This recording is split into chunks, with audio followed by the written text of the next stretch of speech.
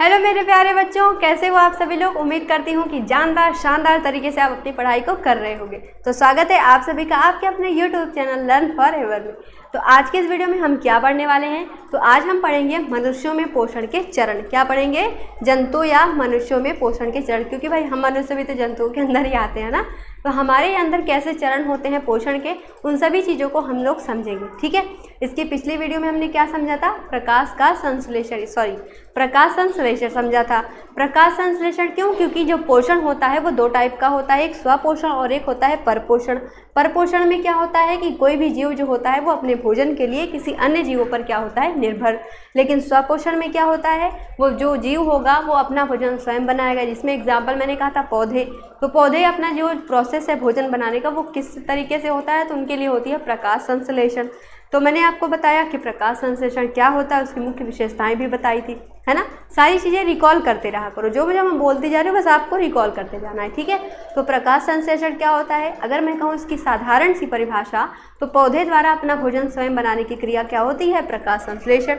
लेकिन अगर एक सॉलिड डेफिनेशन आपको लिखनी है तो वहाँ पर आप क्या लिखेंगे कि पौधे के द्वारा सूर्य के प्रकाश की उपस्थिति में क्लोरोफिल की सहायता से अपना जो भोजन होगा, मतलब कार्बन डाइऑक्साइड और H2O के संयोग से अपना भोजन बनाने की प्रक्रिया क्या होती है?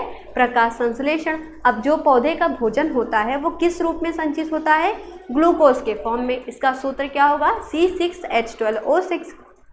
और कैसे रिएक्शन मैंने बताई थी, डेफिनेशन से ही रिएक्शन मैंने याद कराई थी। कैसे कि जो रिएक्शन मैंने डेफिनेशन में बोला कि कार्बन डाइऑक्साइड और H2O के संयोग से सूर्य के प्रकाश में क्लोरोफिल की सहायता से, तो लिखेंगे CO2 प्लस H2O और रिएक्शन के ऊपर नीचे लिखेंगे सूर्य सनलाइट और नीचे लिखेंगे क्लोरोफिल। फिर हमें क्या मिलेगा? ग्लूकोज के फॉर्म में अपना भोजन बनाते हैं पौधे, तो C6H12O6।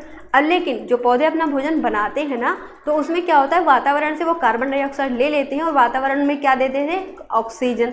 अब उसके अलावा भी क्या देते हैं? जो पानी एक्स्ट्रा हो जाता है वो H2O के फॉर्म में पत्तियों से बाहर निकल जाता है। तो ये हो गई हमारी पूरी रिएक्शन। और इसको बैलेंस कैसे करना है, ये सभी चीज़ें मैंने आपको पिछले एक लेक्चर में कंप्लीट कराई थी।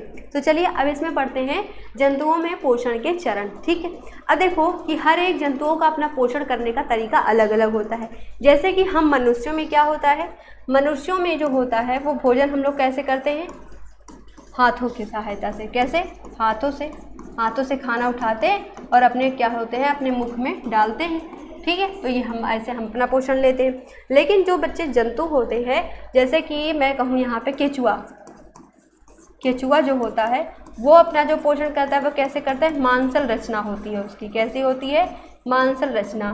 ठीक, अगर मैं कहूँ कि जो कीट होते हैं, मक्खियाँ, कीट, इन सभी के लिए क्या होता है? जैसे वो क्या करते हैं? भोजन को काटते हैं या चीरते हैं। ठीक है, तो ऐसे वो कर सकते हैं, काटने या चूसने, इन सभी के लिए उनके पास क्या होते हैं? अलग अलग अंग होते हैं। जैसे कि होता है छिपकली, है ना। जैसे कि होगी क्या? छिपकली।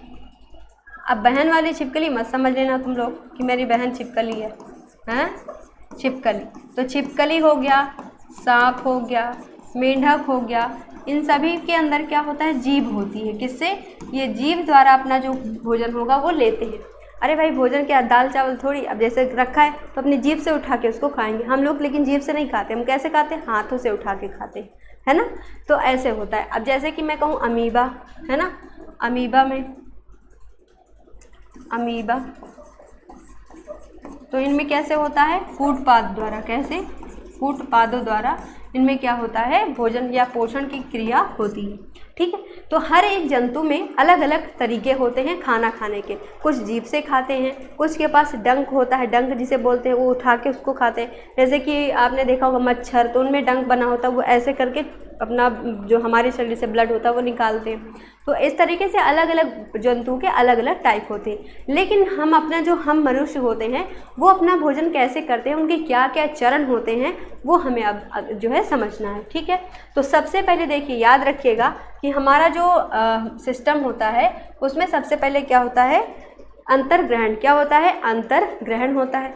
अंतर्ग्रहण का मीन्स क्या होता है, देखो सबसे पहले क्या करना है आपको, ये फ्लो चार्ट अपनी कॉपी पर बना लेना बच्चों, ठीक है। फ्लो चार्ट बनाने से क्या होगा कि एक लंबी, मतलब मैं कहूँ अगर कि डेफिनेशन आप लिखोगे तो पूरी एक पेज की लाइन बाई लाइन डेफिनेशन बन जाएगी। लेकिन आपको शॉर्ट ट्रिक में कैसे समझना है वो पहले आप उसको इस तरीके से आप उसको फ्रेम बनाएंगे, उसके बाद मैं अभी चल रही उसको समझाऊंगी, फिर इसका थ्योरी में मैं लिखूंगी। आपको क्या करना है, वो थ्योरी अपनी कॉपी पर लिखनी है। कैसे करना है ध्यान से सुनिएगा। सबसे पहले क्या होता है अंतर्ग्रहण। अंतर्ग्रहण शब्दों को अगर ध्यान से आप देखोगे तो उसमें क्या लिखा गया है वो ध्यान से आपको समझना है। क्या है अंतर्ग्रहण।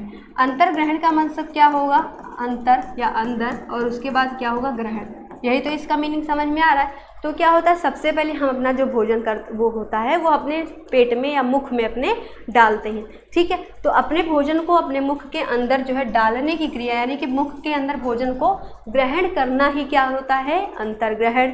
भोजन को ग्रहण करना, मुख के अंदर भोजन को ग्रहण करना क्या कहलाता है अंतर्ग्रहण। अब उसके बाद क्या आता है, अगला प्रोसेस पाचन का आता है।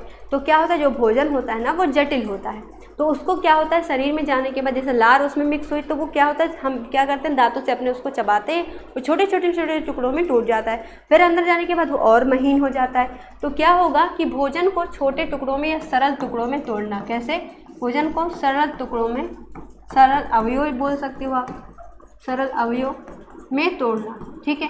तो ये परिवर्तित करना क्या कहलाता है, पाचन कहलाता है। अभी इसकी डेफिनेशन में लिखाऊंगी, पहले समझो, समझ लोगे तो आराम से अपने ही मन से ही आप डेफिनेशन बना के लिख सकते हो। बस आपको पहले ये प्रोसेस समझनी है। फिर होता है पाचन के बाद क्या, अवशोषण। अवशोषण मीन्स क्या होगा, अगर आपसे डेफिनेशन पूछी जाए कि अवशोषण क्या होता है तो आप लिखेंगे, अब अवशोषण किसके बाद हो रहा है, पाचन क्रिया के बाद ही तो अवशोषण हो रहा है। तो आप लिखेंगे पाचन क्रिया के पश्चात जो भोजन से मुख्य पोषक तत्व होते हैं उन्हें रक्त में मिलाना ही जो मिलाने की क्रिया होगी वो क्या कहलाएगी, अवशोषण। क्या होता है अवशोषण, कि भोजन के द्वारा जो मुख्य पोषक तत्व है उन्हें ब्लड में मिक्स करना ही क्या होता है अवशोषण। और ये क्रिया किसके बाद होती है, पाचन के बाद। अब अवशोषण के बाद अगली क्रिया क्या आती है, स्वांगीकरण। स्वांगीकरण, स्वांगीकरण क्या होता है, तो अब जो खाना था जो उसका पाचन हुआ, पाचन से क्या हुआ कि जो पोषक तत्व है वो ब्लड में मिक्स हो गया। अब ब्लड में मिक्स होने के बाद वो जो पोषक तत्व है वो हमारे शरीर में पूरी अलग अलग कोशिकाओं तक दे दिया जाता है, यानी कि मैं कहूँ कि फैला दिया जाता है। जैसे कि मान लो आपके दादाजी आपके लिए, उनके पास पैसे हैं, वो क्या करेंगे, जैसे उनके पास नाती पोते होंगे वो क्या करेंगे, सभी को ऐसे ऐसे बांट देंगे। तो ऐसे ही हमारे शरीर में ब्लड करता है। ब्लड क्या करता है, उनके पास जो पोषक तत्व होता है वो सारे सेल्स तक पहुंचा देता है, यानी कि सारी सेल्स तक प्रदान कर देता है। तो ये क्रिया क्या कहलाती है, स्वांगीकरण। क्या कहलाती है, स्वांगीकरण कहलाती है। अब लास्ट सबसे प्रोसेस आता है स्वांगीकरण के बाद, जिसका नाम है बहिक्षेपण। क्या नाम है, बहिक्षेपण। अगर इसका ध्यान से देखो तो बहि का मतलब यहाँ पे क्या होगा, बाहर, और क्षेपण का मतलब होता है निकालना या फेंकना, ठीक। तो हमारा जो, अब जैसे हमने खाना खाया तो हर चीज़ें हमारे शरीर में थोड़ी पच सकती हैं, कुछ ऐसी चीज़ें होंगी जो नहीं पचती हैं, तो वो क्या होता है वेस्ट के रूप में हमारे शरीर से क्या होता है वो बाहर निकल जाता है, और इसी क्रिया को कहते हैं बहिक्षेपण। क्या होता है बहिक्षेपण, जो अपच खाना है वो या अपच वाले अवयव या अपच पदार्थ है उसको जो वेस्ट हो गया उसको हमारे शरीर से बाहर निकालने की क्रिया क्या होती है, बहिक्षेपण होती है। तो पूरी प्रोसेस, ये पांचों प्रोसेस समझ में आए। तो सबसे पहले आप इसकी डेफिनेशन चलिए लिख लेते हैं ताकि आप अपनी कॉपी में आसानी से लिख सको। तो सबसे पहले हम क्या लिखेंगे, अंतर्ग्रहण। सबसे पहले क्या आता है, अंतर्ग्रहण आता है, ठीक है।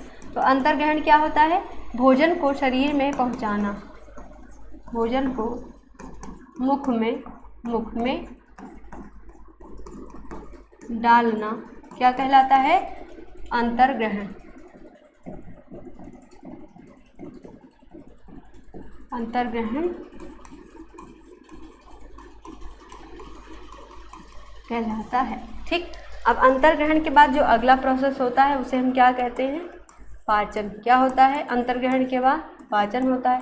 तो पाचन क्या होता है, ध्यान से देखिएगा, भोजन को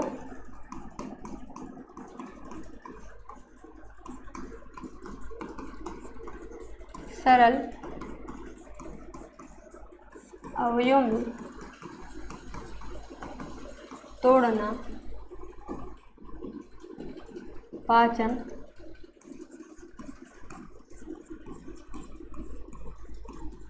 कहलाता है, ठीक है। नेक्स्ट देखिए, पाचन के बाद क्या होता है? अंतर्ग्रहण, सॉरी, पाचन के बाद यहाँ पे क्या होता है? स्वांगीकरण, अवशोषण होता है। क्या होता है? अवशोषण। तो यहाँ पे लिखेंगे अवशोषण। अवशोषण की डेफिनेशन में क्या लिखेंगे? बोलिए एक बार अपने मन से, क्या होगा अवशोषण? तो पोषक तत्वों को, पोषक, अब देखो अगर आपने चार्ट अच्छे से समझा होगा तो यहाँ डेफिनेशन याद नहीं करना पड़ा होगा, चार्ट से ही आपको सारी चीज़ें समझ में आ गई होंगी और बिना याद किए भी आप यहाँ पे लिख सकते हो। कैसे? पोषक तत्वों को रक्त में मिलाना, पोषक तत्वों को रक्त में मिलाना क्या होता है? क्या होता है? अवशोषण। अवशोषण कहलाता है। आगे बात समझ में? अगर कहूँ नेक्स्ट आप तो क्या करोगे, तो अगला जो है वो क्या है? अवशोषण के बाद स्वांगीकरण। स्वांगीकरण,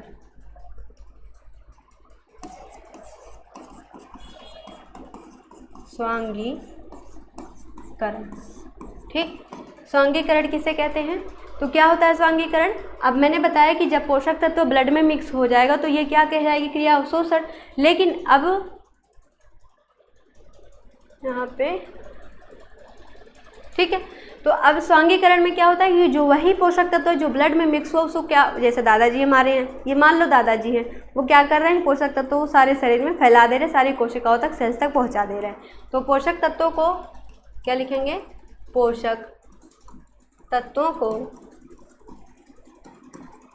शरीर में, पोषक तत्वों को शरीर की कोशिकाओं तक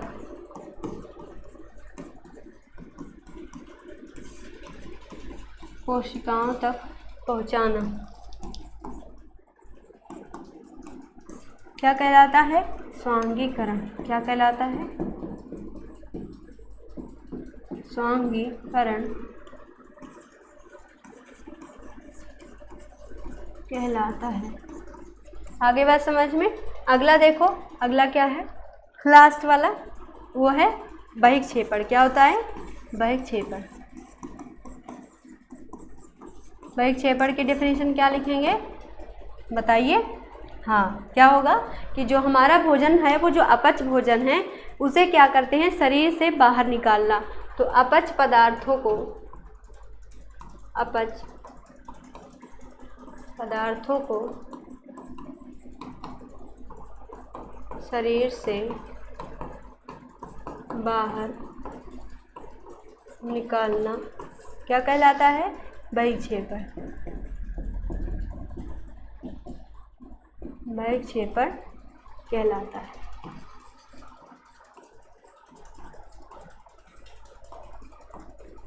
ठीक है, समझ में आ गया?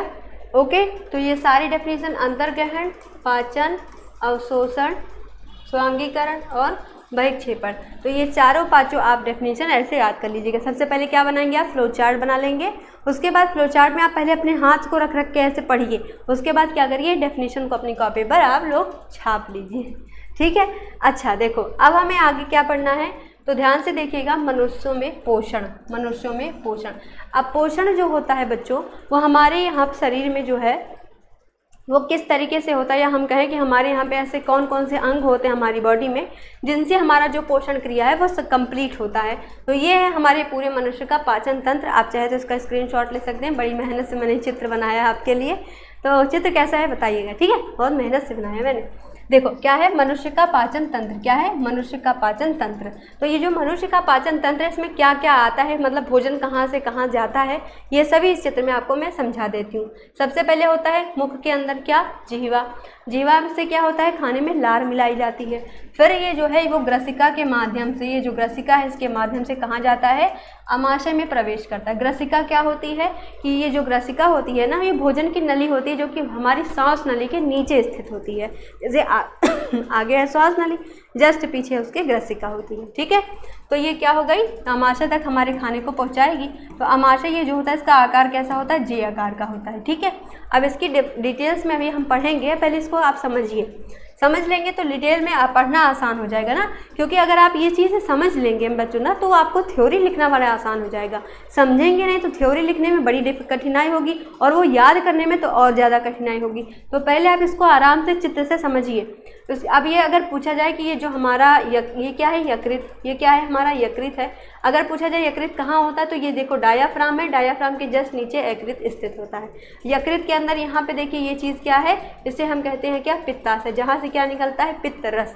अब आपसे पूछा जाता है कि जो निम्नलिखित में से जो है पित्त रस कहाँ से स्रावित होता है, तो यकृत से स्रावित होता है। ठीक, उसके जस्ट नीचे यहाँ पे आप देख सकते हैं ये जो पार्ट है इसको हम क्या कहते हैं, अग्नाशय कहते हैं। उसके बाद ये हमारा पूरा है स्टमक, यहाँ पे ये पूरा प्रोसेस होती है खाने की। फिर जो वेस्टेज होता है वो गुदा द्वार के माध्यम से हमारे शरीर से बाहर हो जाता है। ठीक, तो वही जो अभी पांचों पढ़ा उसी का एक प्रोसेस है कि कहाँ से किस चीज़ का, मतलब वो हमने एक क्रिया पढ़ी कि कहाँ से कैसे भोजन हमारा क्या काम होता है। उसके बाद जो काम होगा वो सब काम, अंतर्ग्रहण, बहिक्षेपण, वो सब किन अंगों के माध्यम से होता है, अब हमें वो चीज़ें पढ़नी है। ठीक है, तो अगर मैं कहूँ कि सबसे पहले जो भोजन का पाचन होता है वो हमारे मुंह में होता है। ठीक, तो उसके लिए पूरा आहार नाल होता है। तो आहार नाल में कौन कौन से पार्ट आते हैं, ध्यान रखिएगा, कुल 6 पार्ट आते हैं। आहार नाल में क्या होते हैं, कुल हमारे भाग शरीर में 6 भाग होते हैं। अब ये जो 6 भाग हैं इनमें क्या क्या आता है वो हमें, चलिए आज इसको समझ लेते हैं, फिर इसके बारे में डिटेल हम नेक्स्ट वीडियो में कंप्लीट कर लेंगे। ओके, ध्यान से देखिएगा बस। देखो आहार नाल में मुख्य 6 भाग आते हैं। कौन कौन से, मुख और मुख गोहिका आता है। सबसे पहले हमें ये पढ़ना है, जिसके बारे में पूरी थ्योरी हमें पढ़नी है। उसके बाद क्या आता है, ग्रसनी, क्या आता है, ग्रसनी। फिर आती है क्या, ग्रासनाली। अब मुख और मुख गोहिका क्या होता है, अरे मुख क्या होता है, दो हमारा ये जो जबड़ा है इसके अंदर जो भाग होता है इसे मुख कहते हैं। अब ये जो मुख होता है हमारा कहाँ खुलता है, मुख गोहिका में खुलता है। क्या होता है, मुख गोहिका में खुलता है। मुख गोहिका का सबसे अंतिम भाग जो ग्रसनी होती है, क्या होती है, ग्रसनी। ये जो ग्रसनी होती है, जो खाने वाली नली होती है वो होती है ग्रास नली। तो ग्रास नली हमारी कहाँ खुलती है, ग्रसनी में खुलती है। ठीक है, और ये जो ग्रास नली है वो डायरेक्ट भोजन को कहाँ ले जाती है, अमाशय में। कहाँ ले जाती है, अमाशय में। वहाँ पे कुछ पाचन होता है, फिर उसके बाद छोटी आंत में पाचन होता है, फिर बड़ी आंत में पाचन होता है। लेकिन ये सभी क्या है, इनको चित्र से मैंने तो बता दिया, लेकिन अभी इसके बारे में क्या पढ़नी है, थ्योरी को अच्छे से कंप्लीट करना है। लेकिन इसको हम पढ़ेंगे नेक्स्ट वीडियो में। क्यों, क्योंकि देखो जब आप कोई चीज़ पढ़ रहे हो तो एक सेपरेट उसको पढ़ो ताकि वो कंफ्यूज ना करे दिमाग को। इसीलिए मैं छोटा ही वीडियो बनाती हूँ ताकि, लेकिन जितना मैं पढ़ाती हूँ मुझे पूरी उम्मीद है, मुझे पूरी आशा है कि आपके वो दिमाग में फिट होती है कि नहीं। कमेंट बॉक्स में एक बार जरूर बताइएगा। वीडियो पसंद आए तो एक बार से जरूर शेयर करिएगा। अगले लेक्चर में हम लोग क्या पढ़ेंगे, इनके बारे में हम लोग डिटेल्स पढ़ेंगे। और आज ही क्या करना, कॉपी में ये चित्र बढ़िया से छाप लेना। क्यों छाप लेना है, क्योंकि आज अगर चित्र बना रहेगा तो अगले लेक्चर में जब आप उसकी थ्योरी पढ़ोगे तो चित्र पहले से आपको पता है, थ्योरी बाद में पढ़ोगे तो तुरंत याद हो जाएगा। है ना, कितना अच्छा आइडिया। बहुत आसान तरीके से मैं आपको समझाऊंगी, बस आपको मेहनत से, लगन से बच्चों पढ़ाई करनी। देखो मेरा काम क्या है, मैं कभी भी ना अदर टीचर के तरीके से टाइम वेस्ट नहीं करती। मैंने जितना भी इस वीडियो में कंप्लीट किया है ना, वो कई सारे जो बड़े बड़े प्लेटफॉर्म हैं वो आपको इतनी ही चीज़ें 1-1.5 घंटे में पढ़ाते हैं।